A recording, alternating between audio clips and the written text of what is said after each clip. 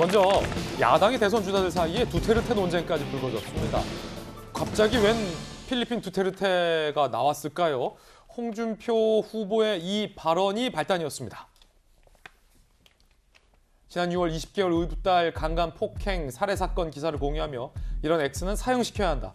내가 대통령 되면 반드시 사형시키겠다라고 홍 후보가 그제 SNS에 올린 바 있죠. 이에 대해서 윤석열 후보가 홍 후보의 발언을 비판했습니다. 그런 식으로 대통령이 하면 안 된다는 거죠. 들어보시죠. 대통령이 형사처벌에 관한 이런 사법 집행에 대해서 언급하는 것이 어떻게 보면 두테르테식인데 흉악범과 반인륜 사범은 반드시 사형 집행하는 것이 맞다. 반드시 사형 집행하는 것이 맞다는 그런 생각을 늘 갖고 있었습니다. 대통령은 그 시스템의 문제를 잘 파악을 해서 국회와 협조해서 제도를 만들어 나가는 것이 맞는 것이라고 저는 생각하고 있습니다. 두테르테식이다라고 공격하자 홍준표 후보가 발끈을 했다고 합니다. 더 센 말이 나왔습니다. 당신은 두테르테 하수인이다 라는 거예요. 문 대통령이 두테르테고 윤석열 전 총장은 두테르테 하수인이다.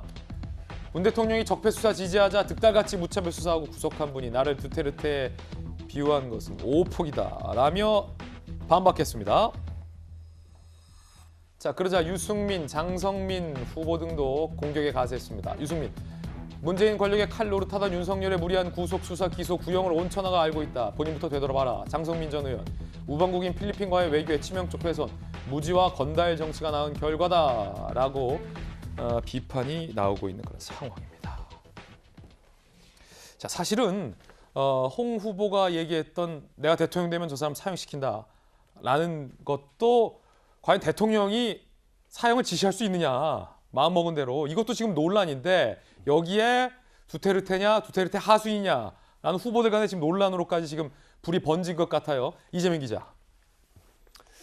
굉장히 부적절한 논쟁을 벌이고 있는 거죠. 일단 필리핀 대통령 두테르테 대통령을 두고 왜 논란이 벌어졌는지 먼저 봐야 될 텐데, 두테르테 대통령이 2016년 7월 달에 이제 취임 직후에 마약과의 전쟁을 한다면서 실질적으로 마약 사범들을 재판 절차도 거치지 않고 직결 처형을 했습니다. 아, 그래요?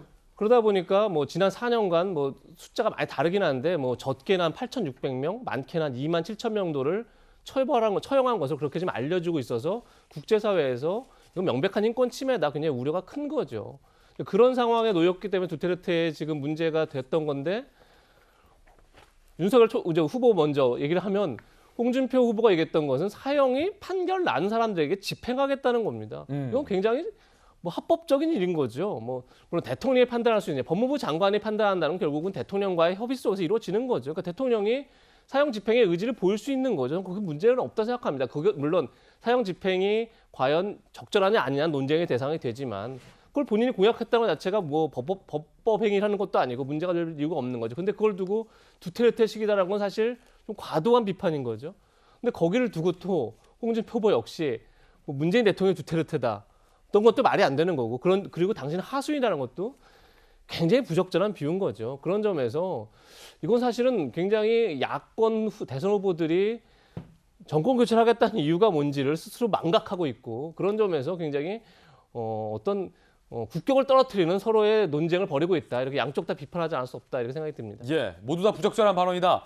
윤석열 후보는 유승민 후보, 장성민 전 의원까지 가세하자 본인의 발언에 이렇게 얘기했습니다. 두테르테에 되게 민감하게 반응하신 것 같은데, 그래서 얘기만 한마디 하면 다들 벌떼처럼 말씀을 하시는데, 제가 총장 시절에 했던 수사와 그 지휘에 대해서 다들 많은 격려와 칭찬을 해주셨던 그분들이 왜 그렇게 입장이 바뀌었는지는 국민들께서 판단 잘 하실 것으로 생각하고 있습니다. 윤석열 후보 입장에서는 이거 같아요. 내가 조국 수사할 때는 그렇게 지지하더니 왜 이렇게 입장이 바뀌었느냐, 뭔가를 콕 집은 것 같아요. 박지원 대변인. 이제 경선전이 본격적으로 시작이 됐으니까 다양한 소재를 가지고 저렇게 논쟁들을 할 텐데요.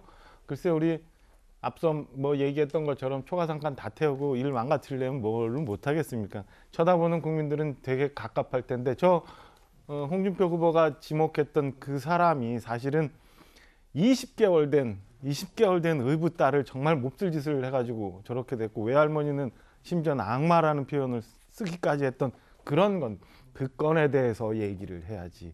무슨 왜 두테르테가 나오고 여기 두테르테 하수인이 나오는지 쳐다보는 국민의힘 소속 이게 당원 한 사람으로서 볼 땐 참 답답한 노릇이다라는 생각이 듭니다.